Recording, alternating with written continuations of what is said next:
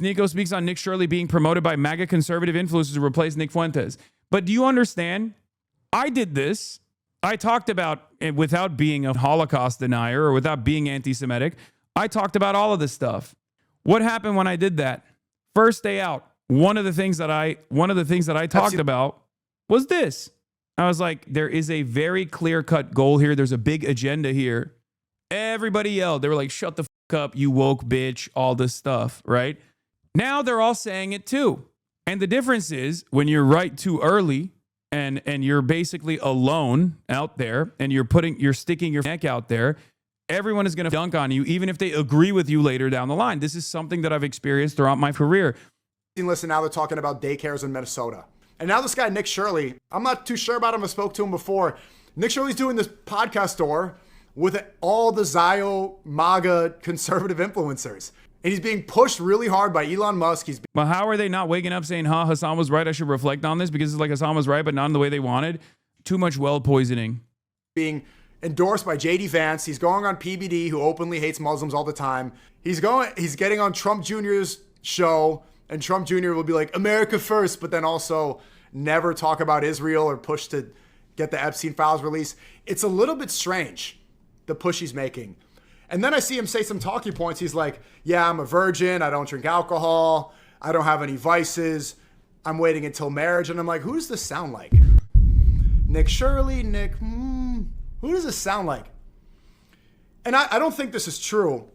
But if they did want a replacement for somebody who is speaking about Israel and who's clearly challenging the GOP right now and wreaking havoc all over American politics, then they would need somebody who replaces him, the great replacement, a young white guy in his 20s who is aligned with the Peter Thiel. Yeah, he's Brylan Holland, okay? He's the new Brylan Holland. That's what it is. Remember, after Charlie Kirk got murked, after Charlie got kirked, the GOP tried to set up a new Mormon guy, Brylan Holland, or whatever the fuck his name is, and everyone was like, shut the fuck up, this sucks. We don't want this at all, right?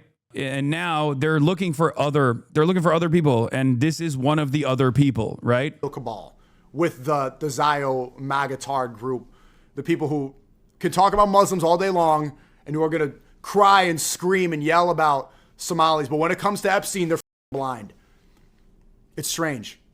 And so I do want to speak to Nick Shirley. I'll DM him. I think he follows me. I do want to bring him on stream and speak to him and see, I want to figure out what his intentions are and what's going on. Or if they gave him, what conversation they had behind closed doors, because this push happened really quickly. He has the most viewed X video of all time. It has like 3 million views on YouTube, but it's the most viewed video ever on X. Some of that stuff seems strange. So I want to go figure this stuff out. And, just the point is, a lot of these guys lean into, instead of developing their own worldview, which is hard and requires reading, right? A lot of these guys will lean into whatever is popping, okay? And then sometimes their true opinions come out, okay? Like with SNEAKO. SNEAKO obviously went into the right-wing grift pretty hard, red pill, all this stuff, even reverted to Islam. But I think the reversion to Islam was real. That was genuinely real. He is actually following on this stuff, right? He's actually following through on this stuff. It's not just like made up or whatever. Look at this. Look. If you think Trump is a pedo, you're an idiot. If you think those files have something to do with Mossad Israel, then you're starting to think. Hasan is a pederast. F him. Hasan is a pederast. Go fight Sam Hyde. I like that the person that you are a fan of is straight up a pedophile. Like straight up. Like with proof. Like you're calling me a pederast, and the guy that you are championing is straightforwardly a pedophile. That's cool, man. Have fun with that. Pederast means gay, not pedophile. I thought it was like a way to say gay pedophile. Am I wrong? I thought pederast was like a way to say like all gays are pedophiles or something. Am I wrong? Yeah, but these guys are basically trying to reorient their commentary now slowly but surely, after it came out that the guy that they were hyping up went to Israel and did pro-Israel propaganda. Now they're realizing maybe this had something to do with that as well, or so now they have to like reorient their commentary on this thing.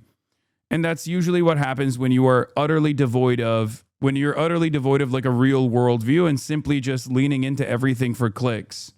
When you're leaning into everything for maximum clicks, you're of course going to go, hold on, maybe this Nick Shirley video actually has some validity, right? Because everyone is saying it, everyone around you is saying it. And it's kind of like this. It's kind of like when, let's say you're in school and everyone around you is listening to this new band, right? This new boy band or whatever, new K-pop group. And you don't fully understand it, but you just don't want to say anything. You don't want to be like, these guys suck, right? You don't want to say that like these guys are ass or whatever, because if you do, a lot of people are going to yell at you. They're not going to want to be your friend.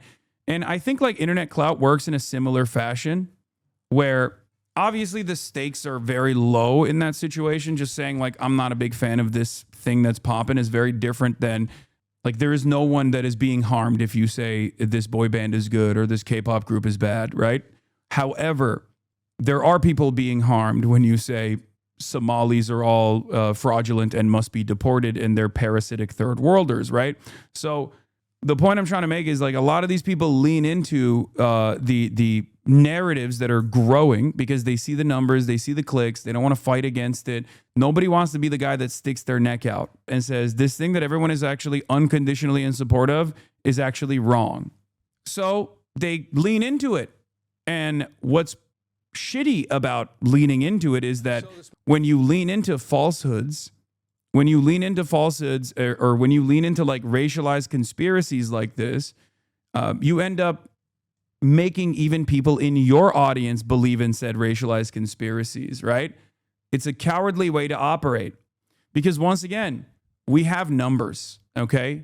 There are a lot of progressive-minded people, a lot of them out there, but because they have been conditioned into a complete silence because they're terrified of the backlash that they will receive, the media landscape, and especially on places like Twitter that rewards right-wing racialized agitated propaganda and whatever insane conspiracy that people are cooking up against marginalized communities and whatnot, the people who actually do want to stand against that are silenced into submission.